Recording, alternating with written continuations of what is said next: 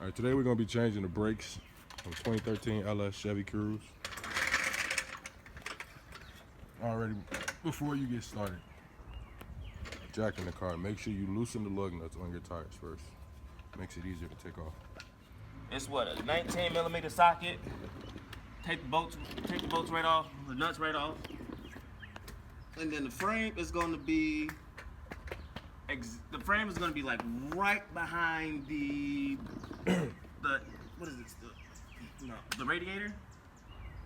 Just right before the downpipe or the exhaust manifold. When placing the jack stands under the car, make sure you do the same exact thing to the other side.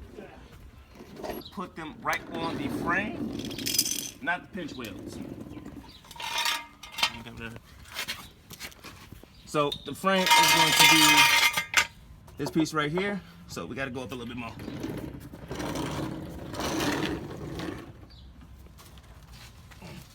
All right, you good.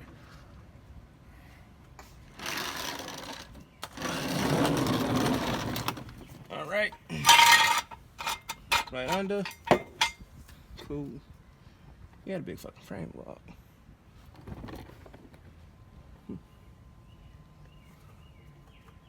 You.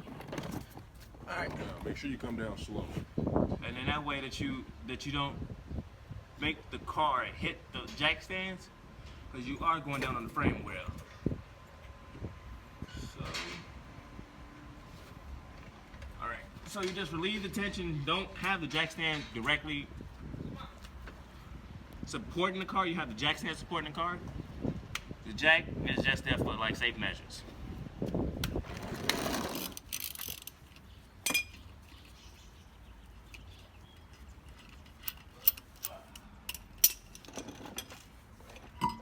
One side at a time, right? When taking off the brake caliper, you need a 10mm socket wrench. Okay, so you can't use a big one on that side. Okay, use a big one right there. To make it easier, you just take off one bolt from the outside, lift the caliper up, simply just change the brake pads out. Correction, inside. Outside, inside. This is the outside, this is the inside. Inside, oh, excuse me.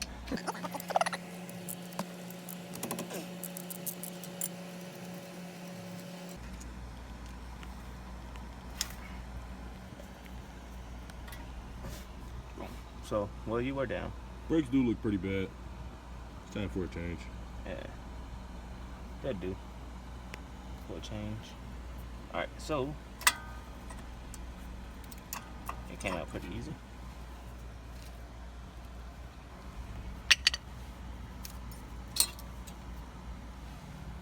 So yeah, you were down to the warning. Okay. So yeah, you were down to the warning. All right. So we put the copper anti-seize on the friction spots between the for the actual pads. Next thing that you want to check is the movement between your slider pins. Now, it is recommended that you do grease your slider pins, but they move freely. There's not like a lot of friction, so these are good. And then for this, with the caliper still on there, it moves good. I'm not even putting a lot of force on it, and it moves pretty good. So we're not going to worry about re-greasing the slider pins. Now for the brakes. Since we already pushed back the piston, what we're going to go ahead and do is put the pads. Okay, so this is the back pad because of the warning indicator. Goes on the back.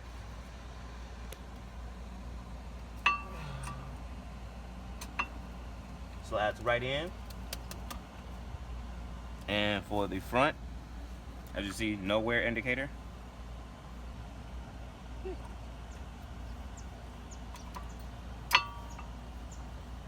But what we will do, we will put some anti-seize on the back of the caliper still.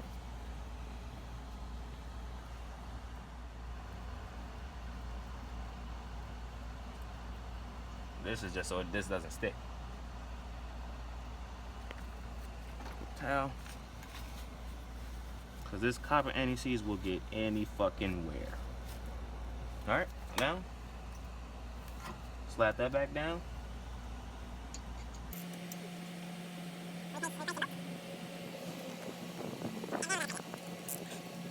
One time till it's tight. Another quarter of a turn. One thing, never use air tools on these bolts. Never use air tool. Like, I hardly ever use air tool on the brake bolts. Hardly. The caliper bolts, I always hand tighten them, and then I go back and turn it again. That way I know that it's secure. Now we're going to move on to the driver's side. After reassembling the tires, tightening your bolts back up, letting the car down, you want to begin pumping your brakes back up. So if the the piston makes contact with the brakes and the rotors, just simply get in your car and push your foot on the brake. Guess you want to do it till it gets hard. Do it till it gets hard.